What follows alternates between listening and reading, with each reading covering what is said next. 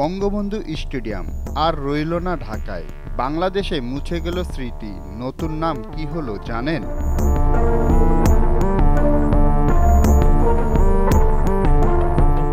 একে একে বঙ্গবন্ধুর সমস্ত স্মৃতি মুছে ফেলা হচ্ছে বাংলাদেশ থেকে।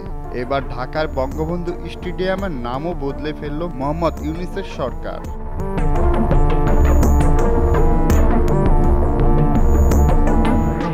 এর আগে ঢাকার এই স্টেডিয়াম ঢাকা স্টেডিয়াম নামে পরিচিত ছিল।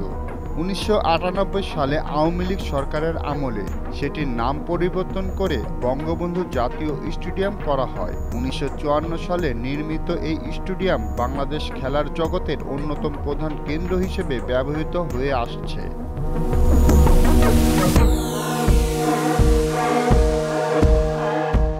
ঢাকার এই স্টেডিয়ামে ক্রিকেট, ফুটবল সহ বিভিন্ন ধরনের খেলাধুলা অনুষ্ঠিত হয়। ২০০০ সালে বাংলাদেশ প্রথম টেস্ট ম্যাচ এখানেই খেলেছিল। পরে ক্রিকেট ভেন্যু হিসেবে এটি ব্যবহৃত না হলেও বর্তমানে এটি ফুটবল ও অ্যাথলেটিক্সের জন্য ব্যবহৃত হচ্ছে।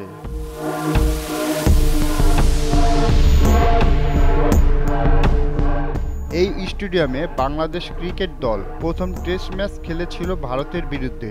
অভিজ্ঞ পাকিস্তান দলও তাদের প্রথম টেস্ট ম্যাচ এখানেই ভারতের বিরুদ্ধে খেলেছিল।